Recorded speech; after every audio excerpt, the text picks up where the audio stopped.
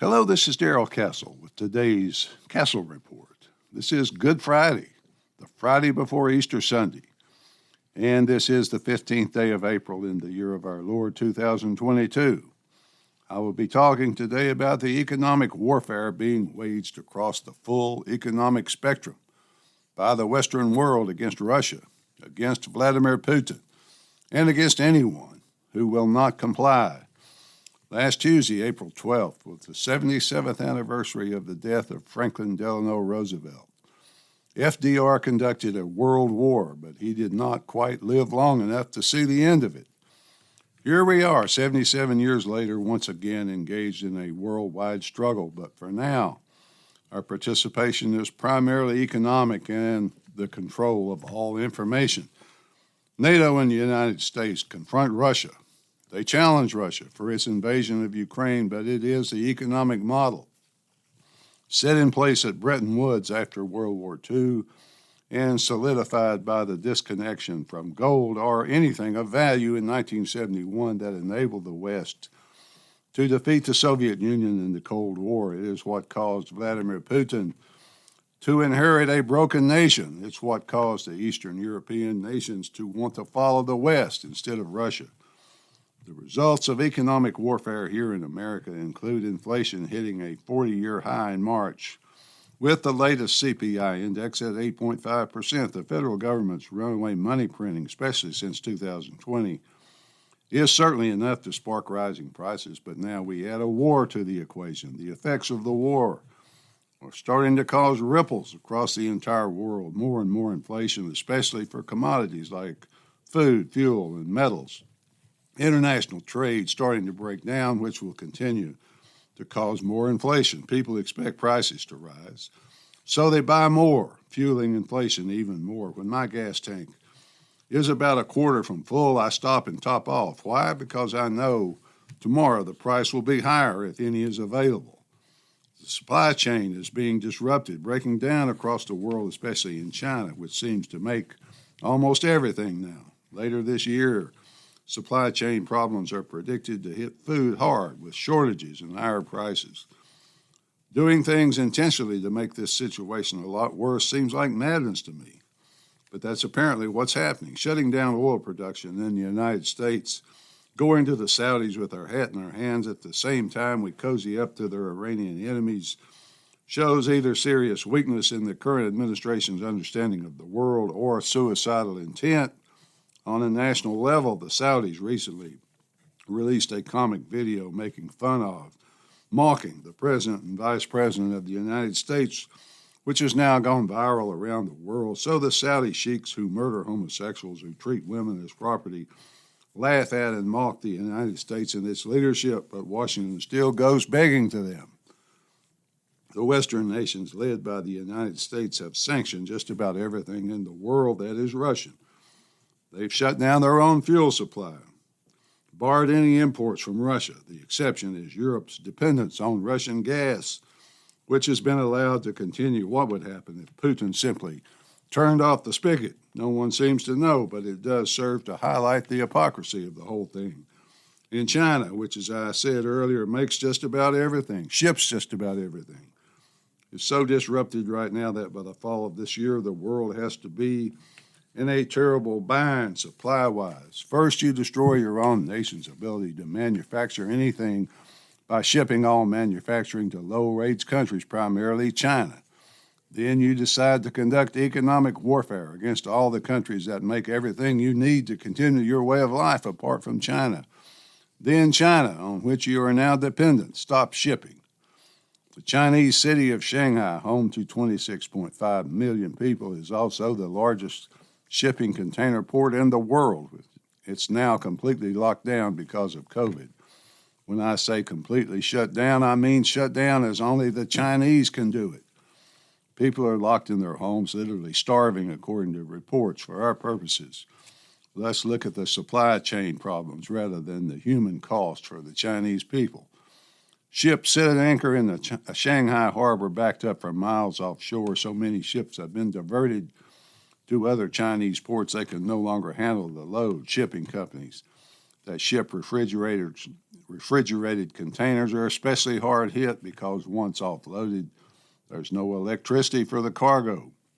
Even when the cargo can be offloaded, driver shortages and COVID lockdown bureaucracy prevent the cargo from being moved. More than 90% of truck capacity is out of service. Trucks cannot move in or out of the city without a special permit, which is never valid for more than 24 hours. Shipping containers pile up by the thousands because there's no more warehouse space for them. My point is that all this supply chain backlog will cause shortages. Shortages in America, sooner or later. Shortages mean higher prices when products are available. What does an overreaction to COVID in China have to do with America making economic war against Russia? Nothing, except that when we come to rely entirely on a country as volatile as China, bad things are inevitable. Those bad things are magnified when economic warfare prevents imports from other sanctioned countries. Couple that to the restrictions imposed on your own ability to supply yourself, and it takes on the nature of economic suicide rather than economic murder.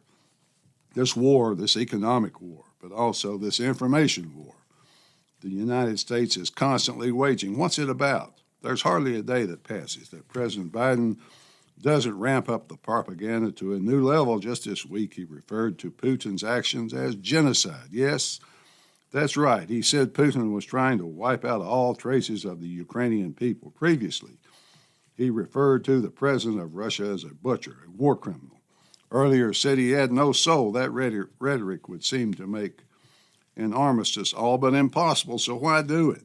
I can only speculate, but it seems that the administration wants the war to continue for as long as possible, maybe just to bleed Russia dry. That could explain the slow delivery of weapons, a little at a time, but always increasing in lethality.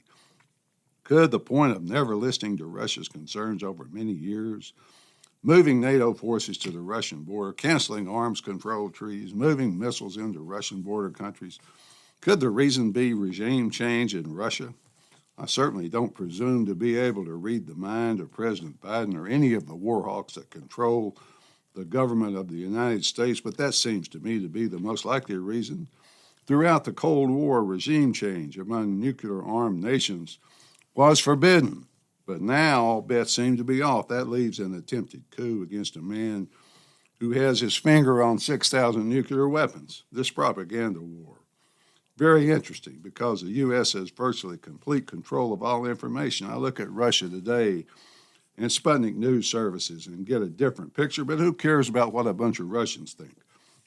Now, however, the CIA has admitted publicly to feeding the American public false information about Ukraine, false stories about Russian atrocities not committed or committed by others, along with other fake Russian crimes. That all came to the forefront in a report of all places, NBC News. The article said that the U.S. intelligence community is knowingly feeding information it does not believe to be accurate to the U.S. mainstream media for the American audience to consume. Since the mainstream media cures nothing for truth, only serves the wishes of the powers that be, no fact check is ever conducted. So the article admits to us that the deep state, the powers that be, or whatever term you choose to apply, is actively engaged in lying to the American people to manipulate public opinion. We're suspected this, of course, but now they openly admit it. According to the article, quote, multiple U.S. officials acknowledge that the U.S. has used information as a weapon, even when confidence in the accuracy of the information wasn't high. Sometimes it has used low-confidence intelligence for deterrent effect, end quote.